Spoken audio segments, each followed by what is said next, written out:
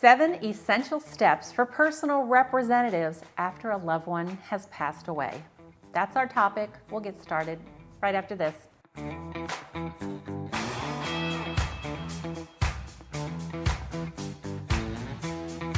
Your first step, number 1, is to review the financial resources. You'll want to do this so that you understand what expenses can be paid for from the resources that the estate has.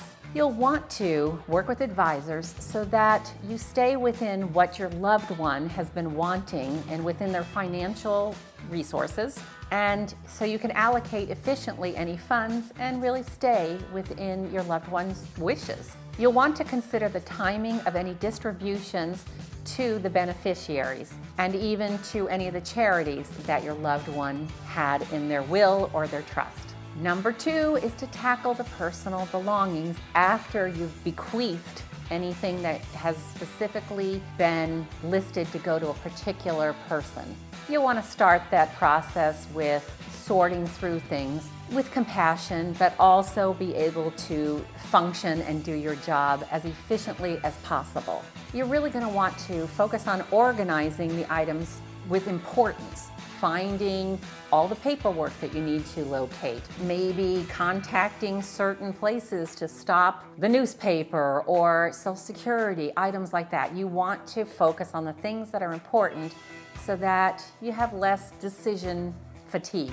If possible, I really highly recommend that you invite your family members to help you through this process of going through the remaining personal items. But you will have to be in a place of minimizing the conflict that might come up if you invite people all at once. We have another video that talks about how to delegate which items that people want.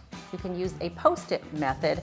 Let's say, for instance, I wanted this pillow, and so did my brother. We both would put our post-its on it, and then a decision would be made at some point. Somebody's going to get the pillow, somebody's not. But the person that doesn't get the pillow, they might get something else. It's like a trading and a fair way of managing items that more than one person is interested in having. Step 3 is organizing the legal and the financial documentation. You're going to want to locate the estate documentation, a will or trust, and you're going to want to find any kind of bank or investment information so that you have the account numbers and all of that in one place. You're going to want to make sure that the accounts are properly titled and that all of the remaining assets are available for the estate purposes. Be very cautious and use secure tools when accessing online information. Hopefully you'll have passwords that you can easily, the username and the password, access these items,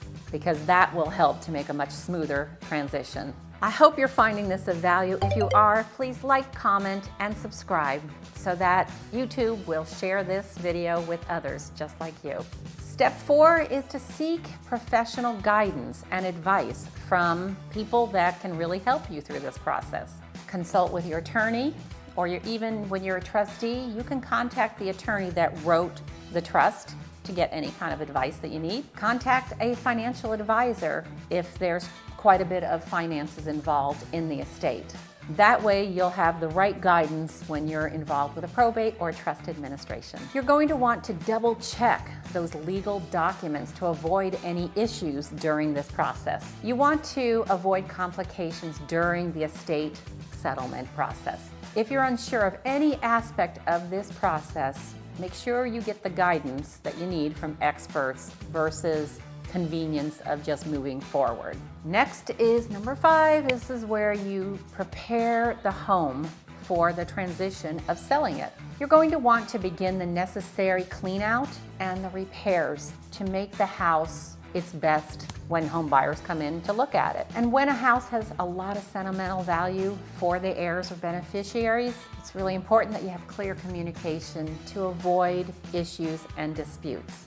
My recommendation is that you send a weekly email detailing what's happening to all involved so that they're kept up to date, because experience shows when people know what's happening, then they remain calm and it becomes less of a problem, possibly problem for you. Number 6 is for you to focus on your health and your emotional well-being. Make sure you take good care of yourself during this could be emotionally taxing situation. Seek the support from your family, friends, maybe even professionals to help you talk through what you're feeling during this process. You want to have help managing your stress and also your grief. Recognize that you have the emotions, but you don't want it to derail your progress.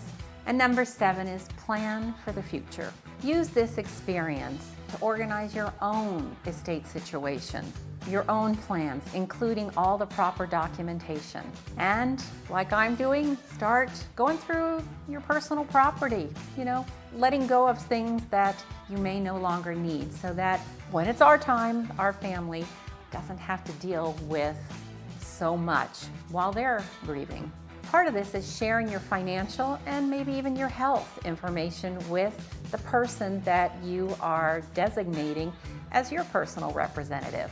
And discuss with your family how you would like your legacy handled so that they know what you want and it will avoid potential misunderstandings. By taking these steps, you can honor your loved one's legacy, and by planning for the future, you can make things simpler for your family. Thank you for watching. Hope you found this of value. Please like, comment, and subscribe. If you have questions, put them in the comment section. We'll be sure to answer them. Thank you.